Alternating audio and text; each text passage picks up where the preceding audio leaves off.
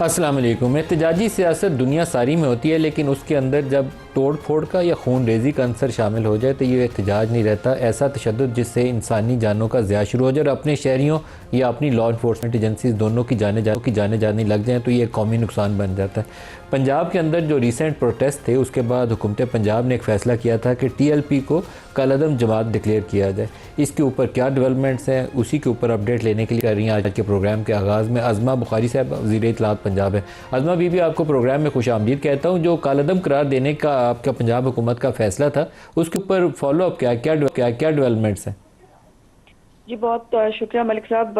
इसके ऊपर कैबिनेट ने जो है वो मंजूरी देकर वफाकी हुकूमत को भेज दिया है और मुझे उम्मीद है कि एक आधा दिन में इसके ऊपर फैसला हो जाएगा। जी पंजाब के अंदर आज आपने कुछ तफसील भी दी है कि जो फंडिंग कर रहे हैं इस जमात को, आप उसके ऊपर भी कार्रवाई कर रहे हैं। कौन है जो फंडिंग कर रहा है, उसकी तफसीलात क्या है? क्या कोई उसमें गैर कानूनी ज़राए? जी मलिक साहब, इसके ऊपर भी डिटेल्स जो हैं वो शायद उस तरह से मैं आपके साथ शेयर ना कर सकूं। कुछ चीज़ें जो मैं बता सकती हूँ वो ये है कि इसके अंदर 3800 जो है फाइनेंसेस को नेशनल और इंटरनेशनल जो इनको भेजा करते थे पैसे, उनको जो है वो पिन पॉइंट किया गया है, जिसके अंदर से 45 फाइनेंसेस जो हैं उनको ऑलरेडी कस्टडी में भी ले लिया गया है। और इसके अंदर जो साद रिजवी साहब हैं उनके नाम पे 95 बैंक अकाउंट्स हैं जी। और उनके घर से जो है वो 1 किलो 920 ग्राम सोना निकला है जी। 989 ग्राम चांदी है, 69 ब्रांडेड घड़ियां हैं बहुत कीमती, 28 सोने के कंगन हैं, 12 ब्रेसलेट्स हैं, 24 हार, चेन और लॉकेट्स हैं, 46 सोने की अंगूठियां हैं। और इनकी बहुत सारी बेनामी जायदाद भी है जो इन्होंने अपने जो घर है, जो मदरसा है, उसके इर्द गिर्द खामोशी से खरीदी हुई थी, जिसके अंदर इनके सोशल मीडिया सेल जो है वो भी काम कर रहा था और कुछ जो इन्होंने अपने गार्ड्स के तौर पर लोग भर्ती किए हुए थे वो भी वहां पर थे। इसीलिए वहां पर नो गो एरिया था, वहां पर कोई भी कानून नाफिज करने वाला इदारा, कोई पुलिस, कोई बंदा वहां करीब फटक भी नहीं सकता था।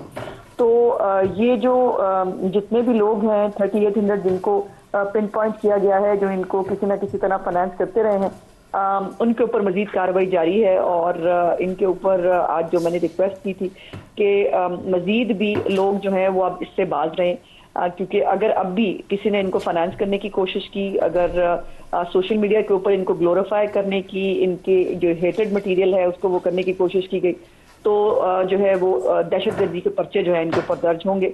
अज़मा बीबी, लेकिन TLP एक सियासी जमात के तौर पर रजिस्टर है। इंतखाबात में बाद छोटी सियासी जमातों से TLP का वोट ज़्यादा होता है, तो आप इनकी फंडिंग करने वालों को किस कानून के तहत उनके खिलाफ कार्रवाई करेंगी? और बैन करना भी पार्टी को बजाते खुद आपको डिफाइन करना पड़ेगा कि किस बुनियाद के ऊपर होगा। जी हमने पूरी इसके ऊपर पूरा केस तैयार करके दिया है जी। और ये मलिक साहब ये पहली दफा नहीं है, ये 2017 ऑनवर्ड्स आप भी इसके गवाह हैं। 17 है, 19 है, 20 है, 21 है। इनकी एक तारीख है कि ये जो है ये इसी तरह बाहर निकलते हैं और इसी तरह जो है वो इनको कानून को हाथ में लेने की आदत है। पुलिस वालों को अब देखिए, अभी जो मैंने फुटेजेस भी आज शेयर किए जो आप भी साथ साथ चला रहे हैं, रेस्क्यू 1122 की गाड़ियों पे जो है वो कब्जा करना, पुलिस वैन्स के ऊपर कब्जा करना, उनसे जो है वो फायर आर्म छीनना, और जो इस पूरे इस प्रोसेस के अंदर 110 पुलिस एहलकार जो हैं वो जख्मी हुए हैं, जिनमें से 18 को फायर आर्म इंजरीज हैं मलिक साहब। और वो जिनमें से एक की तो शहादत भी हुई, लेकिन बाकी भी जो है उनको अल्लाह पाक ने बचाया। एक की गर्दन से एक साइड से गोली लगी है, दूसरी साइड से निकल रही है। एक के जो है वो पेट में एक साइड से गोली लगी है, दूसरे से निकल रही है। तो ये तमाम ये कोई ना सियासी जमातें ऐसा करती हैं, ना कोई पॉलिटिकल पार्टी ये करने के बारे में सोच भी सकती है। और जो ऐसा करते हैं यकीनन उनको पॉलिटिकल उसमें मैं नहीं समझती कि टियर में रखा जाना चाहिए।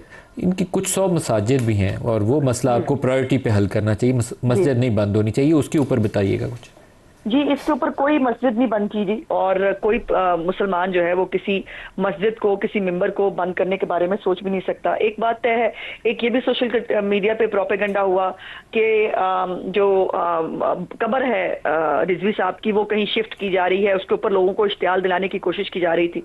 उसमें बड़े कैटेगोरिकली मैंने आज बताया है कि किसी कब्र को शिफ्ट नहीं किया जा रहा। हम किसी कब्र को जो है वो उसकी तरफ जाने के बारे में सोच भी नहीं सकते, लेकिन उस कब्र के ऊपर नजराने गिराने और उस कब्र के को इस्तेमाल करके उसके ऊपर कोई लॉ एंड ऑर्डर की सिचुएशन क्रिएट करना, इसकी इजाजत नहीं देंगे।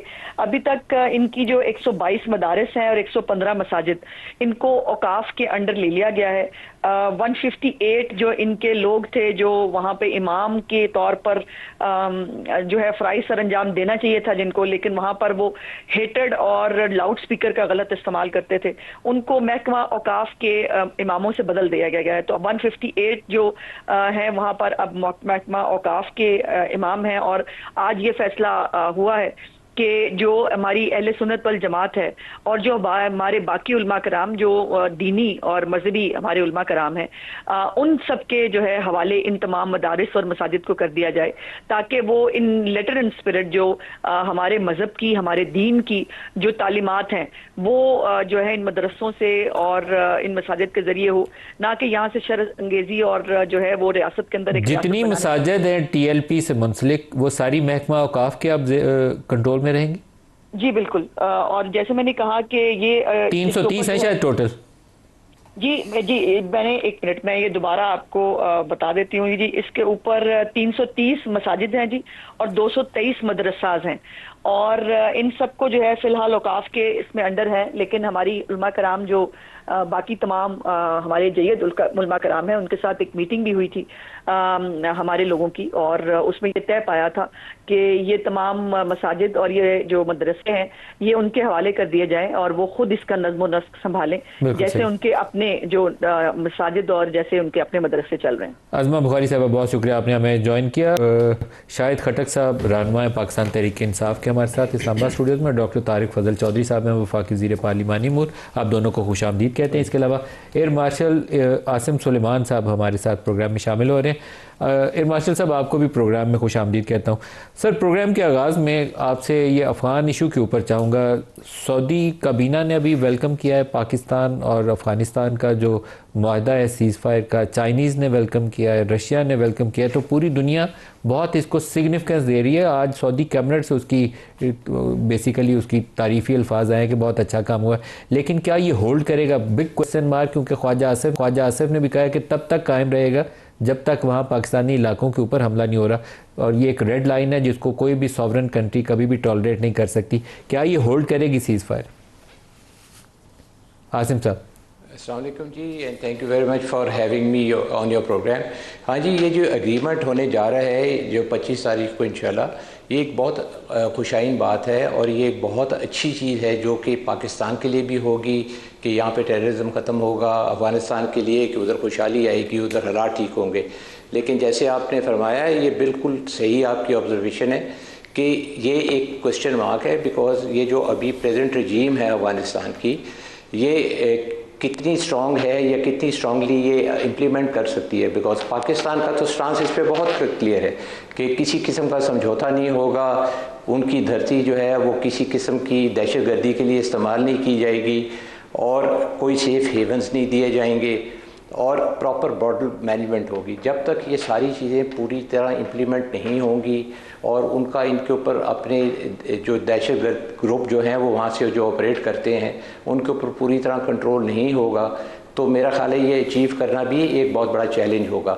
लेकिन चूँकि हमें हर चीज़ को ऑप्टिमिस्टिकली देखना चाहिए और उम्मीद करनी चाहिए कि चीज़ें अच्छी हो जाएंगी, तो मेरा ख्याल है कि टू स्टार्ट विद हमें यही अज्यूम करना चाहिए और उनकी जो अश्योरेंसेस हैं और फिर जो बीच में सालिस हैं, कतर भी हो गया और टर्की भी हो गया, तो इनकी जो सालसाई है उसकी वजह से प्रॉबेबली इस दफ़ा कोई खातिर खा किस्म के नतीजे निकलेंगे और वो पाकिस्तान के लिए भी बेहतर होंगे, अफ़गानिस्तान के लिए भी बेहतर होंगे, खित्ते के लिए भी बहुत बेहतर होंगे। लेकिन अगर उन्होंने ये ना किया तो मार्शल साहब, लेकिन ये उम्मीद रखना अफगान हुकूमत से कि वो अपने इलाकों के अंदर TTP को या इन दहशतगर्द ग्रुपों को, दाइश जैसे ग्रुप्स हैं, उनको कंट्रोल कर लेगी, तो ये बड़ी मुश्किल बात है, मानने वाली बात नहीं है। तो क्या ऐसे इम्कानात मौजूद है कि कोई जॉइंट सिक्योरिटी मैकेनिज़्म डेवलप किया जाए जहाँ पर मुश्तरका तौर पर कुछ दोस्त मुल्क भी उसमें शामिल हो सकते हैं और पाकिस्तानी फ़ौज भी जाए और अफ़गान हुकूमत के ताउन से ये जो दहशतगर्द ग्रुप हैं इनके ख़िलाफ़ कार्रवाई की जाए, या एटलीस्ट ये इंश्योर किया जाए कि वहाँ से अफ़गान सरजमीन से पाकिस्तानी इलाकों पर हमला ना हो? हाँ जी, देखिए ऑप्शंस तो बहुत सारी होती हैं। अब ये जो 25 को एग्रीमेंट होगा उसके अंदर और भी निटी ग्रिटी सॉर्ट आउट होंगी कि जी हमने क्या करना चाहिए। लेकिन एक चीज़ याद रखें, हमने कभी पाकिस्तान से ना इनके ऊपर कोई प्यूनिटिव एक्शन कभी भी नहीं किया था, और हम जो है हमेशा से भाईचारे के तरीके से ये काम करने की कोशिश कर रहे थे, जिसके मुस्बत रिजल्ट्स नहीं निकले। लेकिन अभी आप देखें कि पाकिस्तान ने अपनी विल दिखाई है और अपनी जो है रिजॉल्व दिखाई है कि हम ये वाली चीज़ अब बर्दाश्त नहीं करेंगे, हमारा सब्र का पैमाना जो है वो लबरेज हो चुका है। तो मेरा ख्याल है कि ये इसको एक चांस तो ज़रूर देना चाहिए, लेकिन ये अफगान गवर्नमेंट को भी पता होना चाहिए कि अगर ये इसके ऊपर अमल नहीं करेंगे तो ये उनके लिए कितना मुश्किल वक्त आने वाला है। अभी आप देख लें ये 10 दिन जो थे इनके लिए कितने मुश्किल गुजरे, जिसके अंदर हमारी आर्म फोर्सेस ने वहाँ पे उनकी जो है अच्छी खासी इनकी पोस्टों की तबाही मचाई, जहाँ से ये अपने ऑपरेशन लॉन्च करवाते थे। और फिर उसके बाद हमारी एयर फोर्स का बड़ा मुस्बत इस्तेमाल किया गया ड्रोन्स के लिए के ज़मरे में भी, और मैंड एयरक्राफ्ट, और फिर हमारी आर्मी ने जो उनकी पोस्टों के ऊपर कब्ज़ा किया। तो ये एक अच्छा खासा ऑपरेशन था, और मेरा ख्याल है कि इस तरह का ऑपरेशन कभी पाकिस्तान के बॉर्डर से हुआ नहीं। और ये जो थे Afghan, they have always been taking it for granted कि जी सारी चीज़ें जो हैं बिल्कुल ठीक हैं, हम इनका जो है बात करेंगे, भाई भाई कहेंगे, चले जाएंगे, वापस जाके फिर वही काम शुरू कर देंगे। तो मेरा नहीं ख्याल कि अभी उनके पास वो लेवरेज है। पाकिस्तान की गवर्नमेंट बहुत स्टर्न है इस दफ़ा, और मेरा ख्याल है कि हमारे फील्ड मार्शल आसिम मुनीर ने जो पैगाम दिया है कि इस तरह की चीज़ अब बर्दाश्त नहीं की जाएगी, और ये एक मैसेज खाली अफगानिस्तान के फील्ड मार्शल साहब, क्या इस बात का अंदेशा मौजूद नहीं है कि अफगान जो मुख्तलिफ ग्रुप्स हैं उनकी इन फाइटिंग बड़ी खुल के सामने आ रही है, और उसके नतीजे में काबुल का कंट्रोल अपने बाद सूबों के ऊपर और कमज़ोर हो जाएगा? क्या इस बात का अंदेशा मौजूद नहीं है? बिल्कुल जी, इसका तो है, लेकिन ये है कि अब ये तो अफगान गवर्नमेंट का काम है कि उनको कंट्रोल करे, बिकॉज अब वो आप गवर्नमेंट चला रहे हैं तो आपके कंट्रोल में तो होनी चाहिए चीज़ें। अगर हम इस चीज़ से डरते रहें कि जी उनकी गवर्नमेंट वीक है और ये चीज़ नहीं होगी, तो हमने तो जाके वहाँ पे गवर्नेंस नहीं करनी ना अफगानिस्तान के लिए। और उन दहशतगर्द ग्रुपों को भी ये चीज़ मालूम है कि ये अभी पुराने वाला टाइम नहीं है कि जिस तरह वो मर्ज़ी चाहेंगे वो कुछ कर सकेंगे। मेरा ख्याल है कि इनकी इन हाउस जो है वो भी मैकेनिज़्म जो है वो इम्प्रूव होगा, और मेरा तो ख्याल है कि ये जब इसका रिज़ल्ट आएगा ये एग्रीमेंट का 25 तारीख को, इंशाल्लाह वो काफ़ी मुस्बत होगा, और उसके अंदर ये वाली चीज़ें भी एड्रेस की जाएंगी। और जिस तरह आपका भी ख्याल है और मेरा भी ये अंदेशा है कि ये एक इन हाउस फाइटिंग की वजह से थोड़ी सी कमज़ोरियाँ तो हैं, लेकिन उसका हल तो उन्होंने ही ढूंढना है जी, हमने तो नहीं ढूंढना उनके लिए हल। एयर मार्शल आसिम सुलेमान साहब, बहुत शुक्रिया आपने हमें ज्वाइन किया। डॉक्टर तारिक साहब, 2 इश्यूज़ हैं। अभी ये TLP वाला हम अज़मा बीबी से सवाल कर रहे थे, और बॉर्डर सिचुएशन अफगान साइड पे भी है, इंडिया साइड पे भी वो एक इंतहा पसंद जमात है जो हुक्मरान है, और वो स्टेट टेररिज्म के ऊपर आजकल पूरे ज़ोर शोर से लगी हुई है। आप इसको कैसे देखते हैं? मल्टीपल चैलेंजेस हैं, अफगान साइड से भी है, ईस्टर्न बॉर्डर्स पे भी है, और घर के अंदर भी क्योटिक सीन ना डेवलप हो जाए। TLP वाला ख़ास तौर पर फोकस रखें। बिस्मिल्लाहिर्रहमानिर्रहीम।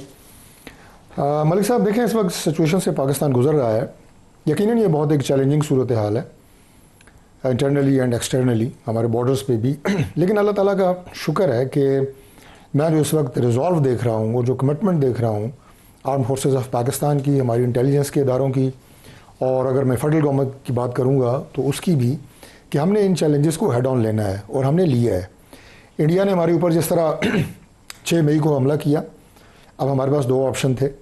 एक तो ये कि हम भी अमेरिका के पास चले जाते जंग बंदी के लिए, और दूसरा ऑप्शन ये था कि उससे ज़्यादा क़ुव्वत के साथ इंडिया को हम जवाब देते, और हमने ऑप्शन नंबर 2 पे हम गए। बल्कि मैं तो ये कहूँगा कि वो ऑप्शन नंबर 1 थी, और उसी को हमने अडॉप्ट किया, और अल्लाह के फजल से अल्लाह ने उसमें कामयाबी दी हमें, जिसका एतराफ़ आज पूरी दुनिया कर रही है। उसके बाद आप देखें कि पाकिस्तान को जो पजीराई बैनुल-अक़वामी सतह के ऊपर, सफारती सतह के ऊपर हो रही है और हुई है, और वो कामयाबियाँ सारी पाकिस्तान की कामयाबियाँ हैं। और ये एक ऐसी विंडो ऑफ अपॉर्चुनिटी है कि मैं ये कहना ज़रूरी समझता हूँ कि इसे हमने पाकिस्तान की बेहतरी और मफाद के लिए इंशाल्लाह कैश करना है पाकिस्तान के लिए। दूसरी बात जो अभी अफ़गानिस्तान के साथ हुई, देखें अफ़गानिस्तान के जो अवाम है उसके लिए पाकिस्तान ने बहुत कुर्बानियाँ दी हैं। ये बात कई दफ़ा की, सिर्फ कही नहीं गई बल्कि अमली तौर पर पूरा इतिहास और वो क्या कहते हैं कि ज़माना गवाह है इस बात का। लेकिन अब जो वहाँ पे अफ़गान तालिबान रजीम आई है, इनके दौर में जिस तरह अफ़गानिस्तान की सरजमीन पाकिस्तान के ख़िलाफ़ दहशतगर्दी के लिए इस्तेमाल होती रही है मुसलसल, उसके ठोस सबूत हम अफ़गानिस्तान की उस रजीम को भी दे चुके हैं, मीडिया पे भी दे चुके हैं, बैनुल अक़वामी फ़ोरम पे भी जहाँ जहाँ हमारे मुश्तरका दोस्त हैं उन्हें भी बता चुके हैं, और बार बार ये अफ़गान गवर्नमेंट को दरख्वास्त भी की गई और इंतबा भी किया गया कि आप इस दरअंदाजी को रोकें और उससे हमारे शहरियों की और हमारे जो लॉ इन्फोर्सिंग एजेंसीज़ हैं उनकी शातें हो रही हैं।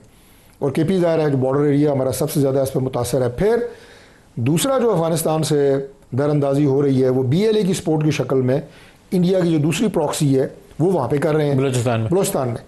तो अब हमारे पास सिवाय इसके कोई ऑप्शन नहीं था कि हम दहशतगर्दों की वो तरबियत गाएँ और वो महफूज पनाह गाएँ जो अफ़गानिस्तान के अंदर मौजूद थी, उनके ख़िलाफ़ एक मौसर कार्रवाई करते। और जो army chief field marshal Syed Asim Munir साहब और उनकी पूरी टीम ने जिस महारत के साथ उन ठिकानों को निशाना बनाया हमारी अफवाज ने, वो भी पूरी दुनिया ने देखा है। और अफ़गानिस्तान उसके बाद देखिए, अफ़गानिस्तान कहते हैं जनाब कि हमने उसको भी शिकस्त दी, उसको भी शिकस्त दी। भाई पाकिस्तान जिन जिन जंगे में आप लड़ते रहे हैं, पाकिस्तान आपका मददगार और आपका साथी और आपका हर हवाले से आपका पार्टनर रहा है। पाकिस्तान ने रहते भी इधर थे, लॉन्च पैड भी इधर था, तरबियत गाह भी इधर थी, स्कूल भी यही था, कुछ हम आपकी मदद करते रहे हैं। अब शायद ये बस आखिरी बात मैं ये करूँगा कि जो अभी आप एयर मार्शल साहब से बात कर रहे थे कि हम अमन के ख़्वाह हैं, हम इस खत्ते में पाकिस्तान का वजूद और पाकिस्तान की शनाख्त जो है वो पीस स्टेबलाइज़र के तौर पे करवा रहे हैं और करवा चुके हैं। जाहिरियत हमने कभी भी किसी मुल्क के ख़िलाफ़ नहीं की, लेकिन ये मैसेज लाउड एंड क्लियर है कि वो इंडिया हो वो अफ़गानिस्तान हो, अगर पाकिस्तान पे अटैक आएगा उसका जवाब दिया जाएगा। शाहिद खटक साहब, आप इन चैलेंजेस को कैसे देखते हैं और इसका हल क्या तजवीज़ करते हैं? बिस्मिल्लाहिर्रहमानिर्रहीम। देखिए मलिक साहब, आपने अपने आखिरी गुफ्तगू में कहा कि जी इधर ही सब कुछ था उनका। पहली बात तो ये कि अफ़गानिस्तान का जो इशू है इसको आपको पहले समझने की ज़रूरत है कि ये है क्या। अफ़गानिस्तान का इशू इतना आसान नहीं है जितना हम उसको आसान समझ रहे हैं। देखिए वो एक जंग के ट्रांजिशन पीरियड से गुजरा है, पिछले 35, 40, 50 साल वहाँ पे जंग रही है। और जब हमने परवेज़ मुशर्रफ के दौर में अमेरिका को खुश करने के लिए इस जंग में उनका साथ दिया, तब से लेके आज तक उनकी खुशनुदी के लिए, उनको खुश करने के लिए जब हमने अपने ही इलाकों में मिलिट्री ऑपरेशन शुरू किए। देखिए इमरान खान साहब की बात अगर इनको समझ आ जाती तो 10, 15, 20 दिन से मुसलसल कह रहे थे कि जी आप मुज़ाकरात करें, आप उनसे बातचीत करें। तो अगर 15-20 दिन पहले हम अफ़गान हुकूमत से बातचीत का आगाज़ कर लेते तो ये मुज़ाकरात आज इस्लामाबाद में होते बजाय दोहा में या किसी दूसरे मुल्क में।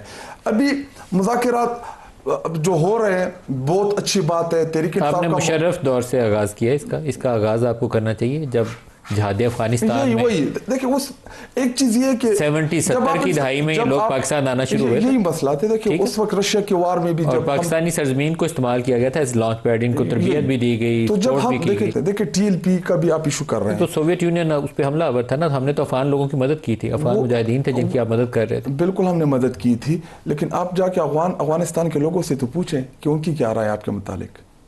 क्यों है ये राय? क्योंकि 50 सालों से 40-50 लाख लोग आपने इधर रखे मुख्तलिफ राय। ऐसा नहीं है जैसे हम इधर टीवी पे बैठ के अगर हम उनकी राय अपनी राय समझ के उनके ऊपर उनकी राय काफी पाकिस्तान मुखालिफ होगी। अभी हो गई है पाकिस्तान अफगानिस्तान के मैचेस के अंदर वहाँ पे एक माइंड सेट है। जो पख्तून एरिया है अफगानिस्तान में वो हमसे बहुत मोहब्बत करता है। जो वहाँ पे पर्शियन या दूसरी लैंग्वेज के लोग हैं वो उसमें शायद ऐसे लोग हैं जो पाकिस्तान से नफरत करते हैं, लेकिन ऐसा नहीं है। अफगानिस्तान के लोगों का वो हमारे पड़ोसी हैं, हमारे साथ वो रहे, यहाँ पे पले बड़े, यहाँ पे उन्होंने बचपन गुजारा। ऐसा नहीं कि पाकिस्तान से मोहब्बत नहीं करते, लेकिन कुछ मेरे सर ज़हन में कुछ सवालात हैं। आपने कभी भी अफगानिस्तान से बातचीत का सिलसिला तोड़ा ही नहीं था।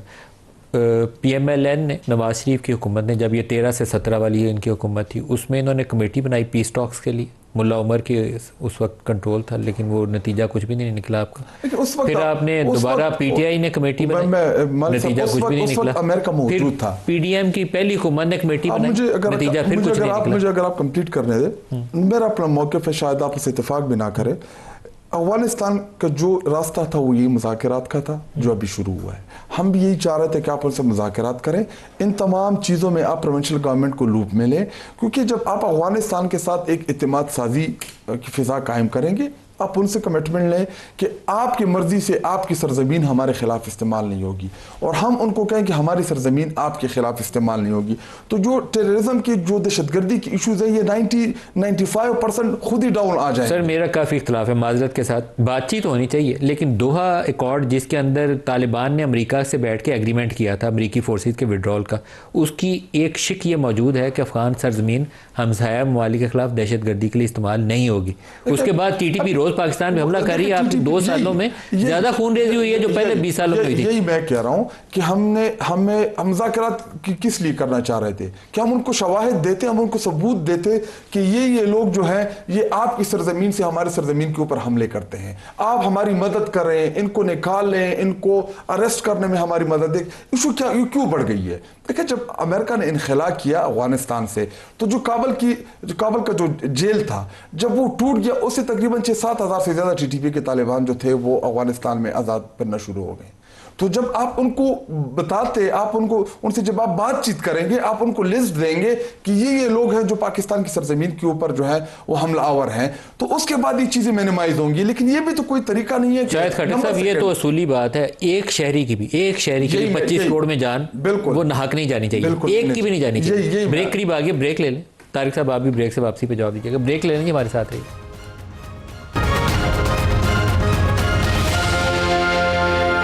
प्रोग्राम में दोबारा खुशामदीद कहते हैं। डॉक्टर तारिक साहब, पाकिस्तान की तारीख में नैप वाला वाक़या जिस पे पाबंदी लगाई गई, और भी जमातों पे 1-2 वाक़यात हुए, ख़ुद TLP के ऊपर PTI के दौर में भी पहले लगाई भी गई, फिर हटाई भी गई।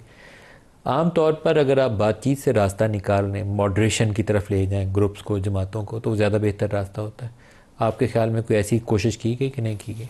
जी, मैं अपना मलिक साहब, मैं उस पर बात करता हूँ, लेकिन कुछ थोड़ी सी क्लैरिटी जो है, चूँकि ये हमारा स्टेट सब्जेक्ट है इस वक्त, टेररिज्म, और उसके हम ज़ाहिर है विक्टिम हैं, तो इस पर थोड़ी क्लैरिटी ज़रूरी है। देखिए, 2 बातों में ना हमें उन्हें सेपरेट करने की ज़रूरत है, क्योंकि अभी शायद ने तफसील से बात की है अफ़गानिस्तान के हवाले से। इन्होंने अफ़गानिस्तान और अफ़गानिस्तान की बात की है कि वहाँ पे सेंटीमेंट क्या पाया जाता है। मैं क्लैरिटी करना चाहता हूँ, अफ़गान अवाम और हैं, अफ़गान तालिबान और हैं, और इस वक्त जो अफ़गान तालिबान रजीम है वो वहाँ की वो इलेक्टेड गवर्नमेंट नहीं है।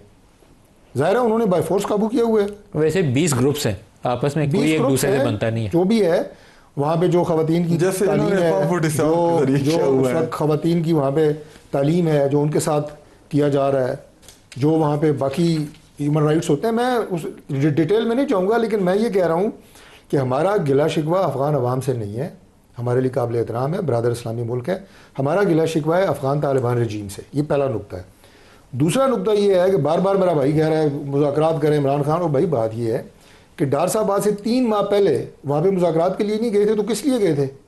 कुछ अपनी बाप करना तो नहीं गए थे ना, काबुल गए थे। हमारा डिप्टी प्राइम मिनिस्टर है, हमारा वज़ीर ख़ारजा है, और अभी भी ये जो एकदम थोड़ा बॉर्डर के ऊपर टेंशन शुरू हुई हमारी और क्लैशेस शुरू हुई अफ़गानिस्तान के साथ, इससे कबल जो हमारी कैबिनेट मीटिंग थी, आज से गालबन 15 दिन पहले की बात कर रहे हैं, प्राइम मिनिस्टर ने बड़ी वाज़ेह तौर पर डिफेंस मिनिस्टर को कहा कि आप काबुल तशरीफ़ ले जाएँ और वाज़ेह 2 टोक बात करें, पैगाम दें। तो हमने तो ये नहीं किया कि जनाब हम पहले कोई 2 साल बिल्कुल चुप सोए रहे और अचानक हमने उनकी तरबियत गाँव पे और ठिकानों में हमला कर दिया पाकिस्तान ने। नहीं, हम एक ज़िम्मेदार मुल्क हैं, ज़िम्मेदार हमारी अस्करी क़यादत है, ज़िम्मेदार हमारी सिविलियन क़यादत है। ये सारे ऑप्शंस हमने इस्तेमाल किए, मिन्नत भी की, वो जो मैंने दोनों लफ्ज़ इस्तेमाल किए ना, कि रिक्वेस्ट भी की, इंतबाह भी किया, उन्हें नताइज से भी बाखबर किया कि ना करें ना करें। हमारी शहरी, हमारे मुसल्लह फ़ौज के लोग तो जितनी रोज़ाना चाहते उठा रहे थे, उसके बाद वो नागुज़ीर था कि आप जवाब दें। वो नागुज़ीर था, हमारे पास कोई ऑप्शन नहीं थी। और तीसरी बात, जो दोहा में आपने कहा कि उस एग्रीमेंट में जब अमेरिका यहाँ से गया तो उसमें यह था कि अफ़गान सरजमीन किसी दूसरे मुल्क के ख़िलाफ़ इस्तेमाल नहीं होगी। आज अफ़गान तालिबान रजीम भारत को तो ये गारंटी दे रहे हैं कि आपके मुल्क के ख़िलाफ़ हमारा मुल्क इस्तेमाल नहीं हो रहा। अभी इनके जो वज़ीर ख़ारजा हैं जाके ये गारंटी दे के नहीं आए इंडिया को। हमें ये गारंटी क्यों नहीं दे सकते? इनके मुँह से ये बात निकलती है पाकिस्तान के लिए कि हमारी सरजमीन पाकिस्तान के ख़िलाफ़ दहशतगर्दी के लिए इस्तेमाल नहीं होगी, नहीं निकलती। अभी जो ये कतर के पास गए हैं, अगर आप दहशतगर्दों के ठिकानों पर हमले ना करते, उन्हें तबाह ना करते जो अफ़गानिस्तान के अंदर मौजूद हैं, तो कभी भी ये टॉक नहीं होने थे दोहा वाले, ये कभी भी इन टर्म्स पे आना नहीं था। इसके लिए आपको अपना मसल और वो भी अपने दिफा के लिए। किसी को अपने दिफा के लिए आपको खड़ा होना खड़ा होना पड़ेगा, और हर मुल्क की ये रिक्वायरमेंट है, हर मुल्क की ये, मैं कहता हूँ, राइट है हर मुल्क का। आपके जो फौज के लोग वहाँ खड़े हैं, आप उनको वहाँ रोजाना शहीद होने के लिए नहीं छोड़ सकते। आपकी रियासत का ये फर्ज है कि उनके दिफा के लिए जाए और इंश्योर करे कि बॉर्डर की कौम के बच्चे हैं, उनकी भी माएँ बहनें हैं, उनकी भी फैमिलीज हैं। लेकिन मैं आपको सिर्फ एक बात बताऊँ, ज़रा उनके जज्बे को देखें कि यहाँ पिंडी में जो मेजर अदनान साहब शहीद हुए, मैं उनके वाले साहब से मिलने के लिए गया, उनके चचा जो हैं वो, उनके ससुर भी थे, वो वहाँ मौजूद थे। यानी खुदा की कसम मलिक साहब, ये कहते हुए इंसान क्या महसूस करता है मैं आपको बता नहीं सकता। उनके वालिद साहब, ये उनका एक ही बेटा था, और उनके अल्फाज ये थे कि मैं यहाँ डॉक्टर साहब मुबारकबाद लेने के लिए बैठा हूँ, अफसोस का इज़हार सुनने के लिए नहीं बैठा, मुझे फ़ख्र है अपने बेटे पे। ये बड़े लोग अपने मुल्क के लिए जान दी है, मुझे फ़ख्र है। और उनकी वालदा साहबा के भी यही जज्बात थे। ये बड़े लोग हैं जो पाकिस्तान के लिए अपनी जान देते हैं, अजीम लोग और उसके हैं, माँ बाप उसको फ़ख्र से बयान करते हैं, बड़े बयान करते हैं। तो हम उन्हें इनके रहमो करम पे छोड़ दें, नहीं छोड़ कि वहाँ से दहशतगर्द आए, का फर्ज है कि इनकी जाने लें और उसके बाद फिर सेफ हेवंस में घुसे अफगानिस्तान में। It's not possible. शायद खट्टर साहब, जो सूरत हाल है इस वक्त केपी में भी और बलूचिस्तान में भी इंटरनल सिक्योरिटी की काफ़ी बुरी है, लेकिन कल वो सीएम वाला जो जेस्चर है वो भी समझ नहीं आया अभी तक। वो पहले उन्होंने प्रेस कॉन्फ्रेंस कर दी कि मैं गाड़ियाँ वापस दे रहा हूँ, आज तलाल चौधरी कह रहे हैं कि नहीं गाड़ियाँ बिल्कुल सही हैं। अब ये क्या, मतलब बहुत ही पैटी इश्यूज में नहीं। ये देखें, अभी आप खुद ये फरमा रहे हैं कि जी वहाँ पे केपी के जो हालात हैं या जो वहाँ पे इश्यूज हैं, क्या ये आपने उन गाड़ियों की हालत देखी है? मतलब वो तो प्रोविंशियल गवर्नमेंट को तो नहीं दी थी, या MNAs MPAs या चीफ मिनिस्टर के इस्तेमाल के लिए तो नहीं थी, वो तो पुलिस के लिए थी कि अगर पुलिस को कोई ज़रूरत पड़ती है ऐसे एरियाज में जाने की कि वहाँ पे उन्होंने कोई ऑपरेशन करना है ताकि वहाँ से वो सेफ एग्जिट करें। लेकिन उन्होंने जो गाड़ियाँ 2-3 गाड़ियाँ थी वो कबाड़ी भी खरीदने के लिए तैयार नहीं था। ये तो ऐसा था जैसे आप सूबाई हुकूमत का मजाक उड़ा रहे हैं, और आपका मकसद ये कि आप 3 गाड़ियाँ उधर जाके प्रेस कॉन्फ्रेंस करते हैं कि जी गवर्नेंस बेहतर नहीं है, पुलिस की ये नहीं है। देखिए हमारी केपी एक तो NHP का पैसा भी नहीं देते, उसके अलावा जितने भी हमारे फेडरल गवर्नमेंट के जेरे जो पैसे फाटा के लिए इन्होंने कमिट किए थे, जो पैसे इन्होंने देने थे, एक वो नहीं देते। और उसके बाद 3 ऐसी गाड़ियां, और वो IG साहब वहां पे खड़े थे, और उनको भी नहीं लेना चाहिए था ये गाड़ियां उनसे कि जी ये गाड़ी आप मुझे किस लिए दे रहे हैं। वो इतने पता नहीं 1857 जैसे जंग अजीम की वो गाड़ियां हों, अगर आपने देना था तो ये गाड़ियां एटलीस्ट हमें नहीं चाहिए थे। आपको चाहिए था कि 50-60 ऐसे गाड़ियां जो कम से कम एक DPO को भी अगर हम देते उनकी सिक्योरिटी मेजर्स के लिए, ताकि कम से कम वो तो इस्तेमाल करते। केपी गवर्नमेंट अपने वसाइल से खरीदे, क्योंकि ये तो आपको खरीद के देनी चाहिए पुलिस को। आपको पता है कि केपी ने लास्ट 8-9 महीने में हमने पुलिस के एफिशिएंसी के लिए कितने पैसे दिए? कितने दिए? 15 अरब। और कहाँ कहाँ लगाए हैं वो पुलिस को जो जिधर जिधर उनकी रिक्वायरमेंट्स थी। आपको पता है कि पुलिस ने, जो हमारी केपी गवर्नमेंट ने असला खरीदा था पुलिस से, पिछले 8 साल से वो हमें नहीं दे रही थी। जिन कंपनीज को हमने ऑर्डर दिया था वो नहीं दे रहे थे, वो अभी जाके वो दे दिए वो जो असलहा था। देखिए पुलिस को आपको वेल इक्विप्ड करना होगा। जब आप पुलिस को वेल इक्विप्ड करेंगे, पुलिस को आप मजबूत करेंगे, तो बहुत सी जगहों पे आपको फौज के इस्तेमाल की जरूरत ही नहीं पड़ेगी। डॉक्टर साहब यहाँ तो आपको सपोर्ट करना चाहिए इनको, केपी गवर्नमेंट मिलके स्ट्रेंथन करें इनका पुलिस डिपार्टमेंट, जो ट्रेन भी करें, इक्विप भी करें। मेरा भाई जिस तरह बात कर रहा है, महसूस ही हो रहा है कि शायद केपी पुलिस इनकी है और हम उसके खिलाफ हैं। केपी पुलिस हमारी पुलिस है। तभी फोटो है उसकी, बात यह है कि ये हर चीज़ को ना टिकटॉक की नज़र बनाने के लिए ये हरकतें करते हैं माजरत से। वो अभी गाड़ी दिखाते हैं स्क्रीन पर। मैं आपको बताता हूँ, मैंने वो गाड़ी नहीं देखी, लेकिन मैं आपको ये बता सकता हूँ कि वो गाड़ियाँ उन्हीं गाड़ियों में से हैं जो फेडरल गवर्नमेंट के ज़रिए इस्तेमाल हैं, जो पंजाब के ज़रिए इस्तेमाल हैं। उसमें से पुरानी आपने इनको लाना दे दी क्या? नहीं देखें, अगर मैं कहता हूँ जी, अगर किसी गाड़ी के ऊपर इन्हें कोई एतराज़ भी है ना, मैं पहले तो आपको टेक्निकली सिर्फ एक बात बता देता हूँ कि प्रोटेक्शन की गाड़ियों के लेवल होते हैं। मैं आपको भेज देता हूँ। नॉर्मल रूटीन में जो गाड़ियाँ इस्तेमाल होती हैं, जो आपको सड़कों में नज़र आती हैं, एम्बेसीज इस्तेमाल करती हैं इस्लामाबाद में, B6 लेवल की इनकी प्रोटेक्शन कैटेगरी होती है। B7 VVIP और हेड ऑफ द स्टेट्स इस्तेमाल करते हैं। और अगर आपको किसी खास ऑपरेशन के लिए किसी खास जगह के ऊपर चाहिए, तरीकाकार इस पूरे अमल का ये था, जैसे मैंने कहा ना कि केपी पुलिस हमारी पुलिस है, उसकी हिफाजत की जिम्मेदारी अगर सूबाई हुकूमत की है तो फेडरल गवर्नमेंट भी उसे ओन करती है, हमारी भी है। तरीका क्या होना चाहिए था? अगर इन्हें किसी चीज़ पे एतराज़ था, IG तशरीफ़ लाते, यहाँ हमारे वज़ीर दाखिला से मिलते, हमारे principal secretary to the prime minister से मिलते कि जी आपने मुझे 3 दिए हैं या 30 दिए हैं, मुझे नहीं पता इस बात का असल तादाद कितनी है, इसमें हमें ये एतराज़ है। अभी वज़ीर आला की मैं एक स्टेटमेंट सुन रहा था, उन्होंने कहा जी कि उनकी अपनी मालूमात का आलम ये है बुलेट प्रूफ गाड़ियों के बारे में, वो फरमा रहे थे कि ये एक्सपायर शुदा है। तो मैंने कहा भाई ये पैनाडाल की गोली है जो एक्सपायर हो गई है, बुलेट प्रूफ गाड़ी की कोई एक्सपायरी नहीं होती। क्यों नहीं होती? ये नहीं आप उसकी रिपेयर होती है, रिप्लेसमेंट होती है, उसके पार्ट्स क्या इस काबिल नहीं है कि काबिल इस्तेमाल आप आए बताएं। ये कह रहे हैं काबिल इस्तेमाल नहीं। अब देख, मैं आपको भेजता हूँ पिक्चर्स, अभी मेरे साथ मोबाइल में है नहीं, मैं आपको वो भी मैं आपको बता देता हूँ, वो मैं आपको भेज देता हूँ, आप खुद देख लेंगे। जो तस्वीरें भेजेंगे वो भी शुबा बाजार में गाड़ी खड़ी होगी, ये करते हैं, वो हमारी गाड़ी नहीं जवाब नहीं होता, वो पेशावर उसकी कोई फेक वीडियो लगाएंगे, आप देख लीजिए। आप केपी आ जाए, आपको मैं ले जाता हूँ, आपको प्रोग्राम कर ले वैसे गाड़ियों के ऊपर गाड़ियों वो रिपोर्टर हमारा कैमरा वहाँ है, उसको भेज दें, आप अपने बंदे को दें तो मैं उसको रिकॉर्ड करवाता हूँ। बिल्कुल आप उनको टीवी पे डालते हैं, बिल्कुल आप टीवी पे डाल दें। ये करें, ये बड़ी नेकी होगी, अभी बड़ी नेकी होगी। ये प्रोड्यूसर साहब बोले आप पेशावर ब्यूरो को। अभी मलिक साहब देखिए, केपी जो है वो कोई सौतेला सूबा नहीं है आपका, हमारा घर का हिस्सा है, वो सौतेला क्यों है कोई? एक तो वहाँ पे जो हमारे एनएचपी के पैसे बनते हैं, वहाँ पे जो मर्ज डिस्ट्रिक्ट के साथ जो 100 अरब रुपए सालाना देने थे, आप वो रिकॉर्ड तो निकलवा लें कि इन्होंने दिए कितने वो पैसे। अच्छा, मैं आपको पता तो चले ना। देखिए दोनों मेहमानों का शुक्रिया अदा करूंगा। एक हमने आईटी सेक्टर पे अपडेट लेना है, डॉक्टर तारिक फजल चौधरी साहब और शाहिद खटक साहब, दोनों का मशकूर हूँ। सज्जाद मुस्तफ़ा सैयद साहब चेयरमैन पाशा में ज्वाइन कर रहे हैं। सज्जाद साहब आपका बहुत शुक्रिया। पहले क्वार्टर की जो IT एक्सपोर्ट्स हैं $1 अरब से तजावुज़ कर गई हैं। एक बड़ा इंपॉर्टेंट क्वेश्चन जो पाकिस्तान से सॉफ्टवेयर हाउसेज है उनका बार बार आता है कि अगर हमें मिडल ईस्ट की मौजूदा फ़िज़ा जिसमें गर्म जोशी पाई जाती है, वीज़ा एक्सेस में आसानी हो जाए, वहाँ ऑफिस खोलने में आसानी हो जाए, तो IT एक्सपोर्ट्स को और बढ़ाया जा सकता है। आपसे इसके ऊपर कमेंट चाहूँगा। जी नहीं, एब्सोल्युटली जी, बड़ी खुशाइन बात है कि हमारी IT एक्सपोर्ट पहली दफ़ा quarter on quarter over $1 billion गई है, और ये तो I think tip of the iceberg है जी। हमारी इंडस्ट्री में से ज़्यादा पोटेंशियल है। अगर हमारी ट्रैवल रिस्ट्रिक्शंस जो हैं वो थोड़ी सी बेहतर हो जाएं, जो ट्रैवलिंग वीज़ाज़ वगैरह के इश्यूज़ हैं जिस पे गवर्नमेंट कुछ काम कर भी रही है, अगर वो इम्प्रूव हो जाएं तो जाहिर है जब मार्केट एक्सेस ज़्यादा होगी तो ज़्यादा बिज़नेस बढ़ेगा, ज़्यादा हम लोग बिज़नेस ला सकेंगे।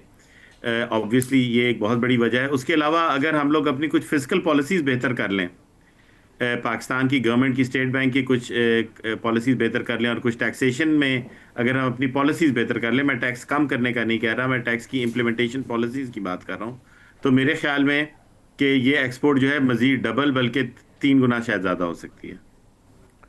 आप बताइए कौन सी ऐसी पॉलिसीज़ हैं जिनको बेहतर करने की ज़रूरत है?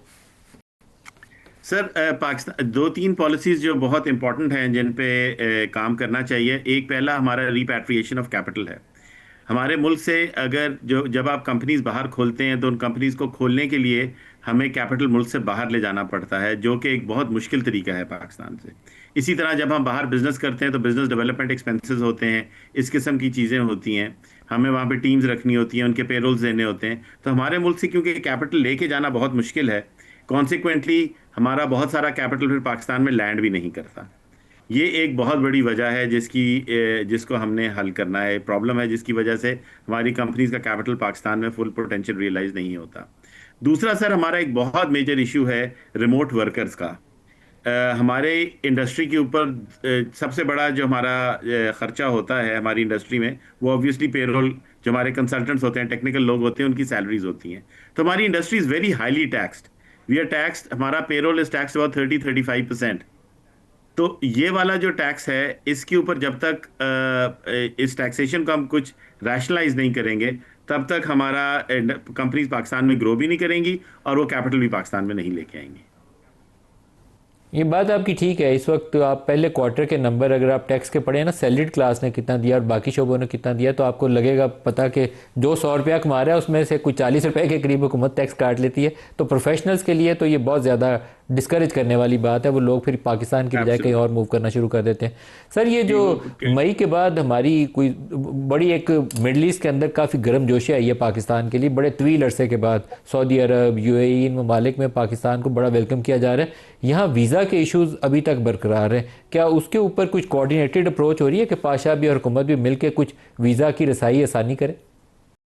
जी एब्सोल्युटली। सऊदी अरेबिया के अंदर तो अगर आपको याद हो, पहले बिजनेस वीज़ाज़ नहीं थे, अब वो business visas, single entry business visas खुल गए हैं। इसी तरह for the first time Pakistan को मार्केट एंट्री कुवैत में मिली है, जो कि एक मार्केट थी which was practically of limits for us. तभी हमने कुवैत के अंदर एक पाकिस्तान टेक्नोलॉजी का पूरा हमने एक डेलीगेशन लेके गए, पूरा एक इवेंट किया। वहाँ के हम लोकल डायस्पोरा से भी मिले, कुवैत गवर्नमेंट ने बड़ा हमें वेलकम किया। वो एक नई मार्केट हमारे लिए बहुत बड़ी खुली है। इसी तरह यूएई के साथ भी कुछ काम हो रहा है इस वक्त। पाशा और गवर्नमेंट मिलके यूएई के साथ भी काम कर रही है ताकि हमारे वीज़ाज़ वगैरह की जो एक्सेस है वो ज़रा बेहतर हो। Obviously there are number of challenges, but slowly but surely वो चैलेंजेस आहिस्ता आहिस्ता ख़त्म हो रहे हैं। सऊदी में तो काफ़ी हद तक हो गए, यूएई के अंदर अभी कुछ चैलेंजेस है और इंशाल्लाह वो भी अनकरीब हल हो जाएंगे। और सऊदी में पोटेंशियल भी बहुत है, जितना वो नई आईटी सेक्टर के ऊपर काम कर रहे हैं, नए इंफ्रास्ट्रक्चर डेवलपमेंट पे काम कर रहे हैं। अगर आप लोगों की वहाँ कंपनीज अपने ऑफिस सेटअप करें तो आप सब्सटेंशली अमाउंट पाकिस्तान को कमा के और भेज सकते हैं। जी एब्सोल्युटली। और सऊदी के अंदर अगर आपको देखा हो तो हमने बहुत सारे टेक्नोलॉजी, तकरीबन 83 कंपनीज जो हैं वो पहले क्वार्टर में वहाँ पे जाके सेटअप कर चुकी हैं, और मज़ीद there many companies in line. इसी तरह अभी वहाँ पे सऊदी के अंदर अभी कल ही मक्का के एक बहुत बड़े बिजनेस एक डेलीगेशन है जो वहाँ पे एक इंक्यूबेटर सेंटर बना रहे हैं, and they are particularly attracting Pakistani tech companies. इसी तरीके से जो अभी रिसेंटली आपने देखा होगा, इस्लामाबाद में गो टेलीकॉम ने एक इवेंट किया जहाँ पे पाकिस्तानी कंपनीज कि जो भी प्रोडक्ट्स हैं स्पेशली अराउंड आर्टिफिशियल इंटेलिजेंस वो गो टेलीकॉम के पोर्टल पे होंगे, और गो टेलीकॉम उनको सेल करेगी across Saudi Arabia and wherever they are in the world. So ये जो हमारे लिंकेजेस हैं मिडल ईस्ट में स्पेशली अराउंड सऊदी अरेबिया वो बहुत ज़्यादा बढ़ रहे हैं। कतर के अंदर मैं अभी जो है कतर से ही बात कर रहा हूँ, यहाँ पे भी अगर हम देखें तो कतर के अंदर भी हमारे बहुत अच्छे ताल्लुकात हैं, और यहाँ पे बिजनेस वीज़ा की रिस्ट्रिक्शंस भी नहीं है, और हमारा बिजनेस यहाँ पे काफ़ी Pakistani companies are really investing big time in this country and doing very well. Sajjad Mustafa Pasha, बहुत शुक्रिया आपने हमें ज्वाइन किया। आज के प्रोग्राम से इतना ही इजाज़त दीजिए। अल्लाह हाफिज़।